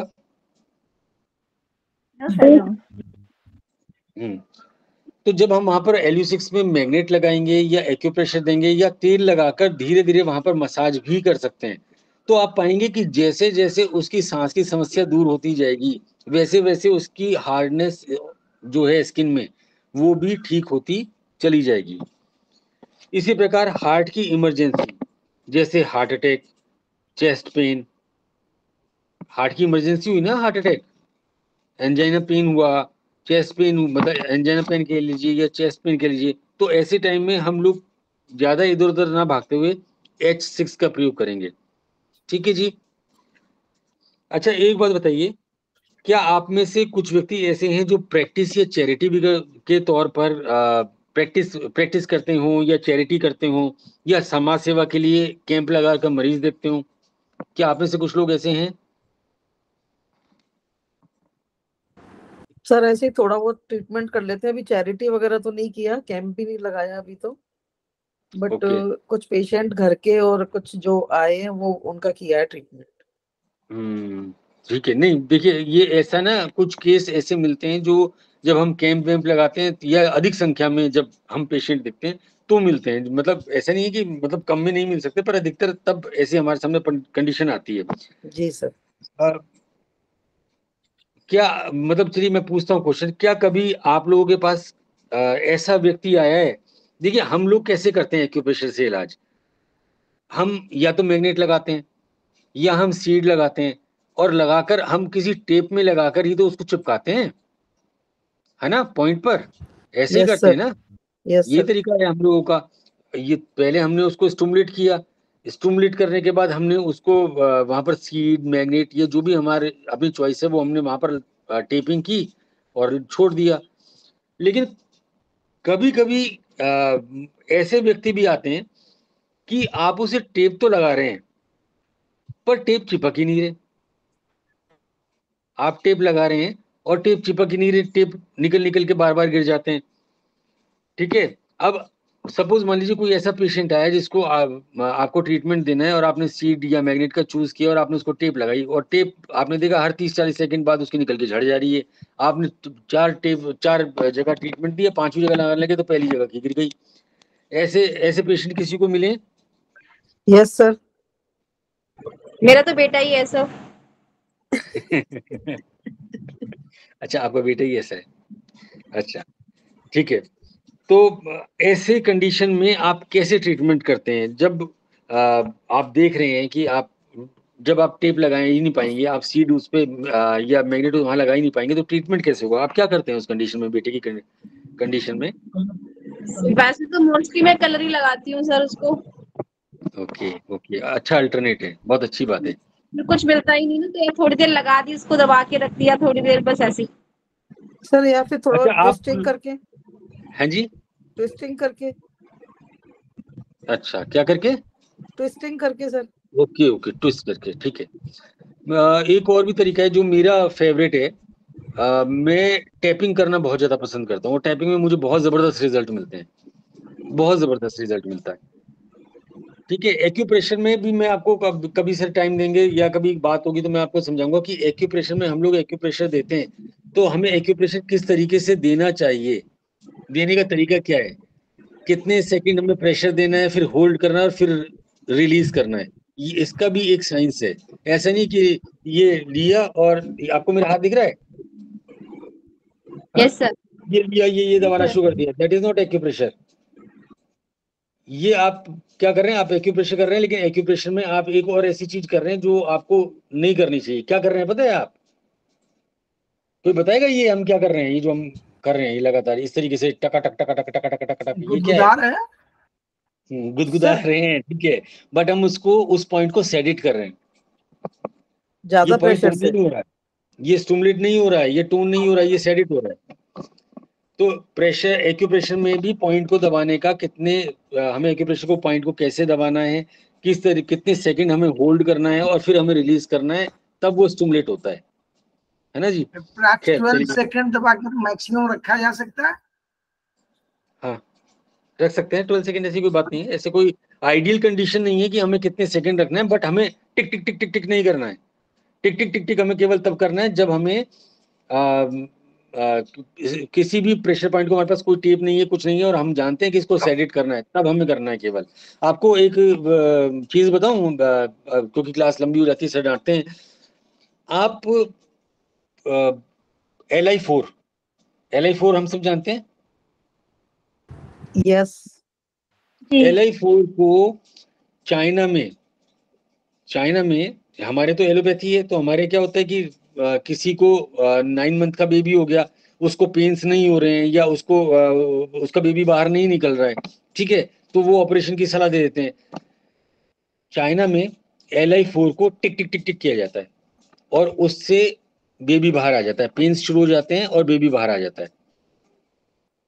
इसीलिए LI4 चाहे आप टोन करें, चाहे सेडेट करें, चाहे स्टिमुलेट करें, प्रेग्नेंट लेडी के लिए मना है साफ साफ कि LI4 में प्रेग्नेंट लेडी का ट्रीटमेंट नहीं करना है। ठीक है जी। तो मेरा सवाल ये था कि आप चलिए ये आप खोजिएगा, है ना, मजा आता है खोजने में ना, पर क्योंकि खोजने में अब सब कुछ किसी ने बता दिया तो फिर आप क्या करेंगे, तो खोजने में मजा आएगा। आप इसको खोजिएगा कि अगर कोई ऐसा आदमी है जिसको आप टेप लगा रहे हैं और वो बार बार निकल के गिर जाता है, तो ऐसी कंडीशन में हमें कौन सा पॉइंट दबाना चाहिए कि टेप टिक जाए। ठीक है, टेप ना निकले, टेप चिपक जाए स्किन ये से। बता दीजिए। और हमारा नहीं सर, पता है, पकी हुई चीज नहीं खानी चाहिए, थोड़ा सा पढ़ना भी चाहिए। ये नहीं, मेरे यहाँ टॉपिक पका दीजिए, वेट यहाँ मत करिए, पका दीजिए, यूज करना है। ठीक बात है, हर कोई नहीं चाहता मेहनत करना। कोई नहीं हाँ तो चाहता भाई, सर। नहीं ऐसा नहीं है सर, हम लोग थोड़ा थोड़ा कर रहे हैं। नहीं सर, मैं भी कर रहा आपकी हूँ, मैं तरह भी नहीं, लगातार लेकिन कर रहा हूँ। कोशिश जारी है हम लोगों की भी। हाँ, मैंने भी काफी ज्यादा मेहनत करने की कोशिश की, और फिर मैंने मन में सोचा कि यार करना तो है ही, तो फिर अच्छे से क्यों ना करें। नहीं, बस बहुत जब मन में बढ़िया। ये बात आ जाती है ना कि आप सोचिए कि आप कुछ फेमस बनना चाहते हैं, या आप गली के नुक्कड़ में एक दुकान खोल के बस बैठना चाहते हैं, दोनों में बस कोई अंतर होता है। तो आप अपने आप को सोच लीजिए, आप अपने आप को इमेजिन कीजिए कि हमें क्या करना है। हमें बस एक डॉक्टर अपने नाम के आगे लगा के और एक गली के नुक्कड़ में दुकान खोलनी है, या हमें बहुत डिटेल में इतना उसको पढ़ लेना कि कहीं कुछ बच ना जाए, कि कोई भी कैसा भी पेशेंट आ जाए, कोई भी कंडीशन आ जाए, बच के दिखा। अब देखिए, अब कोई शायद किसी ने भी इस चीज को नहीं सोचा होगा, किसी ने भी इस चीज पर वो नहीं किया होगा कि क्या करते हैं मैक्सिमम लोग। जो सीनियर्स हैं उनको मैं बताता हूँ, कलर लगाते हैं, बिल्कुल ठीक बात है, बिल्कुल मैडम ने बिल्कुल सही बोला, कोई हर्जा नहीं है कलर लगाने में, हम स्टिमुलेट करके छोड़ देते हैं। तीसरी चीज नीडलिंग करते हैं, नीडलिंग बहुत लोग करते हैं। जब टेप नहीं चिपकता तो क्या करेंगे, नीडलिंग करेंगे। ठीक है जी। अब वो नीडलिंग करने से नीडल तो बाहर नहीं निकलती, पर बहुत सारे लोग नीडल से डरते हैं। पर कुछ पॉइंट हैं जिनमें आप, अगर 2 पॉइंट हैं ऐसे केवल, ठीक है जी, अगर आप इनको यूज करते हैं तो टेप आपकी स्किन से चिपक जाती है। और ऐसे हजारों एग्जांपल हैं, हजारों चीजें हैं सोचने के लिए, जैसे मैंने अभी सोचा, ऐसे हजारों चीजें सोची हैं कि ऐसा हो जाए तो क्या हो जाए, ऐसा हो जाए तो क्या हो जाए। बस इन सब चीजों पे मैं ज्यादा से नहीं बोलता कि क्लास लंबी हो जाएगी, ऑलरेडी 7 मिनट हम लेट हैं। अच्छा देखिए, एक चीज मैं आपको बता रहा हूँ कि पसीने से बात शुरू हुई थी। किसी ने कल एक क्वेश्चन पूछा था कि पसीना डेफिशिएंसी है या एक्सेस है। अब मैं आपको इसी से एक एग्जांपल बता रहा हूँ। अगर आपके पास कोई ऐसा बच्चा आए जिसकी उम्र 15 से 16 साल हो, और उसके हाथ पैर से और शरीर से पसीना ज्यादा निकलता हो, है ना जी, उसके हाथ पैर से और शरीर से पसीना ज्यादा निकलता हो, ठीक है, तो आप उसको एक चीज बेधड़क बोल दीजिएगा, 100% श्योर है, 4-5 लोगों को मैंने देखा। पहली बात तो मेरे साथ हुआ, पहली चीज तो मेरे साथ हुआ, मैं खुद भुक्तभोगी हूँ, क्योंकि तब मैं नहीं जानता था, पर अब मैं जानता हूँ क्योंकि मैं एक्यूप्रेशर पढ़ रहा हूँ। मैंने ये बुक में जब पढ़ा तो मुझे रिकॉल हुआ, फिर मैंने 4-5 ऐसे लोग मिले जिनको यही सेम चीज हुई, मैंने उनसे कंफर्म किया, उनके साथ भी ऐसे ही हुआ। फिर कुछ मेरे दोस्त हैं जो प्रैक्टिस करते हैं, कुछ मेरे सीनियर्स हैं जो प्रैक्टिस करते हैं, मैंने उनसे बोला कि सर जरा इसको कंफर्म कीजिएगा, तो उन्होंने भी कुछ लोग अगर उनको मिले तो उन्होंने उसको भी कंफर्म किया, और कंफर्म करने के बाद उन्होंने बोला हाँ यार बात तो ठीक है, ठीक है ना। तो अगर कोई ऐसा आदमी, कोई लड़का आपको मिलता है जो 15-16 साल का है और उसके हाथ पैर से या शरीर से ज्यादा पसीना निकलता है, तो आप बेधड़क उसको बता दीजिए, भाई अगले 8 साल में 10 साल में तुम गंजे होने वाले हो। क्लियर बात है। ये कम से कम 35 से 40 लोग मैंने जो अभी तक कंफर्म कर आप लिया। किडनी को इंडिकेट कर रहे हैं? हाँ जी, किडनी को इंडिकेट कर रहे हैं? बिल्कुल सर, बिल्कुल, आप बिल्कुल सही कह रहे हैं। अगर आपके शरीर में पसीना बहुत ज्यादा निकल रहा है तो क्या हो रहा है? कुछ लोग इतने इंटेलिजेंट हैं, मैं क्योंकि स्क्रीन शेयर कर रहा हूँ, मैं देख नहीं पा रहा हूँ कौन इतने इतने इतने इंटेलिजेंट हैं, पर मुझे बहुत खुशी हो रही है कि आप लोग इतना अच्छा बता पा रहे हैं। या क्यों किडनी को हम टारगेट कर रहे हैं? क्योंकि देखिए, ज्यादा पसीना आने का मतलब क्या है? पसीना हो या कुछ भी हो, हमने पढ़ लिया है अब इस चीज को 3rd सेम में कि हम लोग इसको फ्लूइड मानते हैं, है ना। ब्लड हुआ, कफ हुआ, या पसीना हुआ, ऐसी बहुत सारी चीजें, इनको जो भी लिक्विड है इसको हम या तो लिक्विड बोल देते हैं या हम इसको फ्लूइड बोल देते हैं, है ना जी। तो ये फ्लूइड और लिक्विड जो है ये क्या है? ये एक तरह से किडनी का एसेंस है, ठीक है जी। और जब ये शरीर से ज्यादा मात्रा में बाहर निकलता है तो क्या होता है? किडनी के एसेंस कमजोर पड़ जाते हैं, पड़ जाते हैं। तो आदमी में क्या होगा? आदमी में वो गंजा होना शुरू हो जाएगा। और फीमेल में क्या होगा? फीमेल में उसको हार्मोन की प्रॉब्लम, जेनाइटल की प्रॉब्लम, या यूट्रस की प्रॉब्लम शुरू हो जाएंगी। अब देखिए, पैरों में स्थित sp8 जिनाइटल, ओवरी, चेस्ट और ब्रेस्ट की दिक्कत दूर करता है। अगर सपोज मान लीजिए पैर किसी को जिनाइटल की प्रॉब्लम है, ओवरी की प्रॉब्लम है, या चेस्ट और ब्रेस्ट की दिक्कत है, तो आप sp8 पर अगर प्रेशर देते हैं तो ये उन प्रॉब्लम को दूर करता है, ठीक है जी। पर सबसे यहाँ पे तो इंपॉर्टेंट पैर में बोल रहे हैं, ये सेकेंडरी मैंने हाथ में यूज नहीं करना है किसको? sp8 को। सर मैं आपको बताऊं, मैं बहुत कम सुजोग पॉइंट यूज करता हूँ, मैं एक्चुअल पॉइंट ही यूज करता हूँ। मैंने अपनी लाइफ में केवल, क्योंकि देखिए पता है क्या, हम लोग जो ये सब पॉइंट यूज करते हैं ना, ये अधिकतर घुटनों के नीचे या कोहनी के नीचे मिल जाते हैं हमें, या तो कोहनी से नीचे या घुटने से नीचे। तो हमें किसी को भी न्यूड तो करना नहीं है, किसी से हमें ये तो कहना नहीं है भैया कपड़े उतार, हमें ये करना है या वो करना है। तो मैं अधिकतर पॉइंट जो है केवल जो पीठ में पॉइंट, बैक शू पॉइंट या फ्रंट शू पॉइंट जो हमारे होते हैं वो केवल हथेली में देता हूँ, या सुजोग में देता हूँ। अदरवाइज मैं एक्चुअल पॉइंट ही यूज करता हूँ, मैं बहुत फ्रेंकली बताऊँ। और मेरे को ऐसा अपना मानना है मेरा, आप इससे बिल्कुल सहमत मत होइएगा, मैं नहीं कहता आप सहमत होइए, लेकिन फिर भी मेरा अपना मानना ये है कि एक्चुअल पॉइंट के रिजल्ट ज्यादा तेज है सुजोग से। सुजोग में रिजल्ट नहीं है ऐसा मैं बिल्कुल नहीं कह रहा हूँ, सुजोग में रिजल्ट है, पर एक्चुअल पॉइंट के रिजल्ट ज्यादा तेज होते हैं। ये मेरा अपना एक्सपीरियंस है, तभी मैंने सुजोग को छोड़ के एक्चुअल पॉइंट लगाने शुरू किए। और मैं बोल सकता हूँ कि नहीं, एक एक्चुअल पॉइंट जो है वो ज्यादा तेज रिजल्ट देते हैं। तो मैं sp8 की जो बात कर रहा हूँ वो मैं आपको पैर के sp8 की बात कर रहा हूँ, सुजोग के sp8 की बात नहीं कर रहा हूँ, ठीक है। पर sp8 जो है वो सबसे ज्यादा स्पेसिफिक पॉइंट जो है, जो मेन पॉइंट है sp8, वो डिसमेनोरिया के लिए है। डिसमेनोरिया, पीड़ादायक मासिक, और ब्रेस्ट में भारीपन आ जाए किसी को, तो ये उसका स्पेशल पॉइंट है, ठीक है जी। अब देखिए, जैसे एक चीज और बताता हूँ आपको, जब आप अपने इमोशन दबाते हैं तो सबसे ज्यादा सफर आपका कौन सा ऑर्गन करता है? सपोज मान लीजिए पति पत्नी में झगड़ा हो गया, अब किसी एक को तो चुप होना पड़ेगा ना। आपके अंदर बहुत गुस्सा है, आपने उस गुस्से को पी लिया, क्योंकि पति पीता है, पति तो नहीं, सर मतलब हार्ट इफेक्ट होता है सर, लेडीज ज्यादा है। Heart effect. हार्ट। देखिए, जब हम अगर मैं गलत हूँ तो सर बता देंगे, सर मुझे करेक्ट कर दीजिएगा प्लीज। जब हम अपने इमोशन को दबाते हैं तो सबसे ज्यादा सफर हमारा लीवर करता है, ठीक है जी। क्योंकि लीवर ग्रेट फाइटर है। पढ़िएगा, चाइनीज बुक में, हमारी संस्थान की बुक में भी लिखा हुआ है और बहुत सारी चाइनीज बुक में लिखा है कि ये ग्रेट फाइटर है। और एक फाइटर को जब आप उस दबाते हैं तो वो क्या करता है? सफर करता है। तो सर मुझे करेक्ट कर देंगे अगर मैं गलत हूँ। अगर आप अपने इमोशन को दबाएंगे बार बार, बॉस से डांट खा ली, बॉस को रिप्लाई नहीं कर पाए, ठीक है जी, अगर पत्नी से झगड़ा हो गया, बच्चों से झगड़ा हो गया, माँ बाप से झगड़ा हो गया, आप कुछ नहीं बोल पाए, आपने अपने अंदर बात रख ली, तो आपका लीवर सफर करेगा। तो सबसे पहला लक्षण क्या होगा अगर आपको, आपका लीवर सफर करता है तो? ठीक है जी। ये हमारी रिब्स है। यहाँ रिब्स के नीचे आपको पेन मिलना शुरू हो जाएगा। अगर आपके रिब्स के नीचे पेन होना शुरू हो गया तो मान लीजिए आपको लीवर की प्रॉब्लम शुरू हो गई है। ठीक है जी। टेस्टिस में, मेल को टेस्टिस में दर्द होना शुरू हो जाएगा। ठीक है, तो आप समझ सकते हैं कि लीवर की प्रॉब्लम शुरू हो गई है। टेस्टिस को लेकर मैं एक बुक में पढ़ रहा था, मैंने प्रैक्टिकल नहीं देखा है, बुक में पढ़ा हुआ है कि अगर टेस्टिस में दर्द हो तो लीवर 6 इतना इंपॉर्टेंट पॉइंट है। टेस्टिस आप सब समझते हैं, मुझे कोई बताने की शायद जरूरत नहीं है।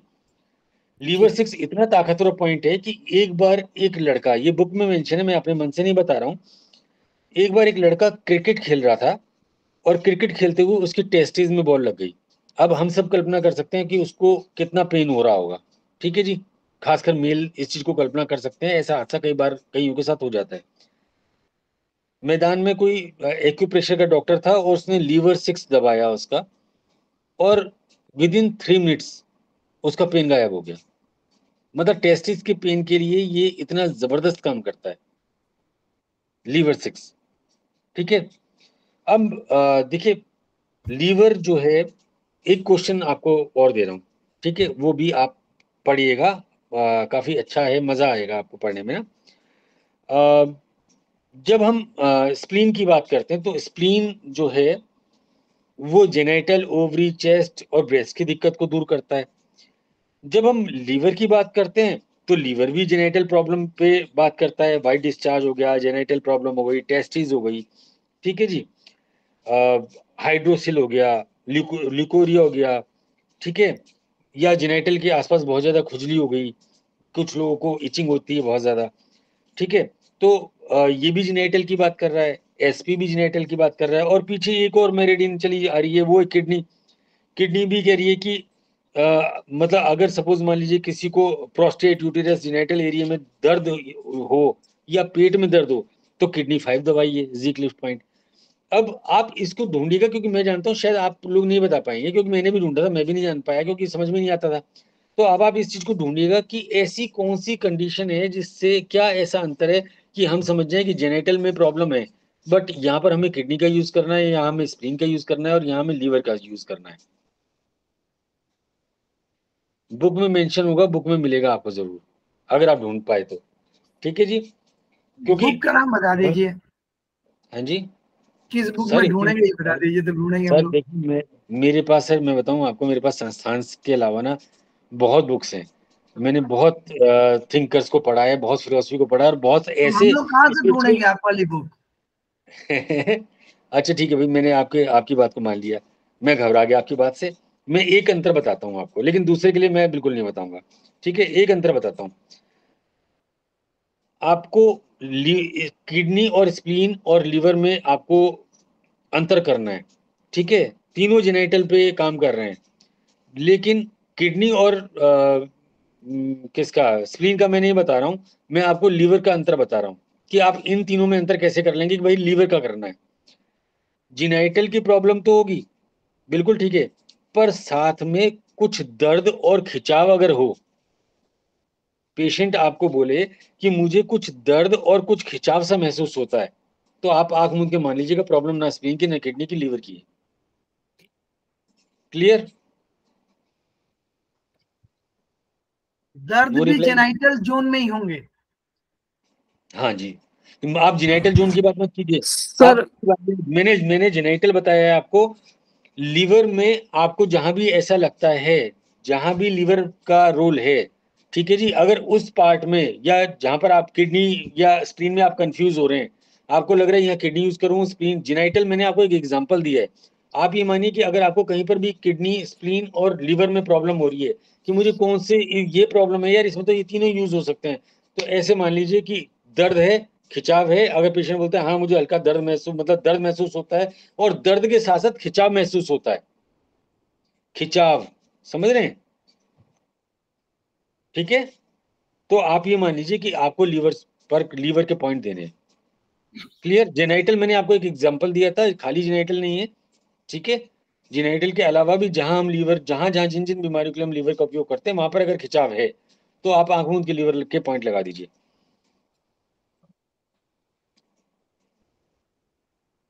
क्लियर हो गया सर? जी सर पसीना वाला पॉइंट रह गया है, मेरे को नहीं क्लियर हुआ, कहाँ पसीना से जो छूट जाता है वो कौन से पॉइंट हम लोग टोन करने हैं पेट से, वो बताइए। अच्छा आप लोग पता है क्या चाहते हो? आप लोग ये चाहते हो बताया कि पर आम। सुनो तो, आप लोग मुझसे ये चाहते हो कि सर मुझे दोबारा क्लास लेने का मौका ना दें, है ना? सर से प्रॉमिस करवा लीजिए, 3-4 मौके मिल जाएंगे, हम लोग नहीं पढ़ाएंगे। मैं इसीलिए बोल हम रहा हूँ। अपना क्लास छोड़ते हैं, आपसे प्रॉमिस सर से करवा लेते हैं। नहीं नहीं आप काम नहीं सर, एक्चुअली इतना नहीं, एक्चुअली मेरी खुद बैक टू बैक क्लास चलती हैं, तो इतना नहीं हो पाता कि ये तो, क्योंकि सर मेरे को केवल साल में 2 बार चांस देते हैं और मेरे गुरु हैं, मैं बहुत खुशकिस्मत समझता हूँ कि, और आप मेरे साथी हैं, तो मुझे लगता है कि थोड़ा बहुत जो ज्ञान आप लोगों ने एकत्र किया मैं वो भी आपसे संचित कर लूँ, वो भी आपसे ले लूँ, इसलिए मैं इस क्लास में आ जाता हूँ। वरना मेरी बैक टू बैक क्लास चलती है तो इतनी क्लास तो नहीं ले पाऊंगा, है ना? तो बट जैसे अब देखिए, चलिए अब आपने थोड़ा सा मुझे इमोशनल कर दिया। लीवर का एक और सिम्टम आपको बता देता हूँ। अगर मान लीजिए आपके शरीर में पेन है, पेन तो मैंने बता दिया, है ना, खिंचाव बता दिया। अब आपको एक और लगे कि शरीर फटा जा रहा है, सामने वाला बोले मेरा शरीर फटा जा रहा है, टूटा जा रहा है ना, शरीर में भयंकर टूटन हो रही है, शरीर फटा जा रहा है मेरा, जैसे बहुत मोटा भी आदमी हो जाता है, गैस जो है ब्लोटिंग एकदम हो गई, पेट फटा जा रहा है, कहीं भी ऐसा शब्द आप इस्तेमाल कर सकते हैं, पेट फटा जा रहा है सर, बिल्कुल टाइट हो गया है पेट का, लीवर का इस्तेमाल कर लीजिए। ठीक है जी, अभी मैंने आपको खिंचाव बताया था, मैंने आपको फटा और बता दिया। अच्छा, जी क्लिफ्ट पॉइंट में एक चीज बहुत इंपॉर्टेंट है, तो आपने पसीना युवाओं वाला को क्यों छोड़ रहे होगा। हैं? हाँ जी, तो पसीना वाला पॉइंट हमें नहीं कंफर्म हो रहा है कि पसीना हो रहा है, तो क्या करने से पसीना वाला, पसीना टेप लग जाएगा? अच्छा टॉपिक पे आ जाए फिर बताता हूँ। ठीक है, ये भूलिएगा मत, नहीं हम लोग छोड़ेंगे नहीं। मैं भूलने की ही कोशिश करूंगा सर। तिवारी जी, ये ग्रुप में डाल दीजिएगा, ग्रुप में डाल दीजिएगा, ग्रुप में उत्तर मिल जाएगा। टाइम ऑलरेडी जो है 7:51 हो गया है। हाँ देखिए देखिए, डांट पड़ गई। जी क्लिफ पॉइंट पर एक, जी क्लिफ पॉइंट युवान सोर्स पॉइंट से एक और मामले में अलग है। वो क्या, किस पॉइंट में अलग है? वो ये कि युआन सोर्स पॉइंट जो है वो आपको एक मेरिडियन में एक ही मिलेगा, है ना जी, क्योंकि वो डार्कनेस है, हमारे जन्म से पहले है, तो एक मेरिडियन में केवल एक होता है। बट जी क्लिफ्ट पॉइंट के साथ ऐसी कोई शर्त नहीं है, जी क्लिफ्ट पॉइंट एक ही मेरिडियन में एक से भी ज्यादा हो सकते हैं। जैसे मैं आपको समझाता हूँ, स्टमक में आप देखिए ST30 और 34 दो जी क्लिफ्ट पॉइंट है, जीबी मेरिडियन में 35, 36, 59 3 पॉइंट है, यूबी मेरिडियन में 2 59 और 63, ऐसे किडनी में 5, 8 और 9 3 पॉइंट है। अब इसको बहुत डिटेल में मैं तो अभी नहीं समझ पाया हूँ, इसके पीछे what is the behind of reason कि क्यों 3 पॉइंट है, बट जो मेरी छोटी सी बुद्धि कहती है वो मैं आपके साथ शेयर कर देता हूँ। मेरे को ऐसा लगता है कि जो मेरिडियन जितनी ज्यादा लंबी है, जितनी ज्यादा लंबी है उसमें उतनी ज्यादा क्लिफ पॉइंट है। ठीक है जी, जैसे आप पीसी मेरिडियन देखिए, छोटी मेरिडियन है, उसमें आपको एक मिलेगा। हार्ट मेरिडियन छोटी मेरिडियन है, ठीक है, उसमें आपको एक मिलेगा। लंग मेरिडियन छोटी मेरिडियन है, उसमें आपको एक मिलेगा। पर UB meridian, GB meridian, kidney meridian, stomach meridian, ये सारी मेरिडियन जो है बेहद लंबी है ना जी। तो इसमें इसीलिए क्लिफ पॉइंट ज्यादा है। बट सर से इसको कंफर्म कर लीजिएगा, मैं इसमें क्लियर नहीं हूं, मैंने अपना दिमाग लगाया है, मेरे को किसी बुक में इसका आंसर नहीं मिला। ठीक है जी। सर क्या मैं बंद कर दूंगा अब? ठीक, हाँ जी 7:53 हो गया जी। हाँ जी, ठीक है sir, thank you sir. Okay, thank thank you. You, बहुत ओके, बढ़िया, आप सभी को भी बहुत धन्यवाद। बढ़िया रहा जी, बहुत बढ़िया रहा। और thank you so much sir. जी, थैंक यू जी, थैंक यू। बहुत बहुत धन्यवाद आपको, बहुत बढ़िया आपने क्लास लिया, सारा डिटेल बताया। सर थैंक यू सर, जी। आपसे ही सीखा सर। नहीं सीखा तो पूरा ईश्वर बताता है, और अब सीखते हैं सभी लोग बिल्कुल जो है। सर। बहुत बहुत जी, सभी को नमस्कार। Thank you sir. Thank you Pankaj ji, बहुत अच्छा। थैंक यू जी, थैंक यू। सर प्रणाम। प्रणाम जी।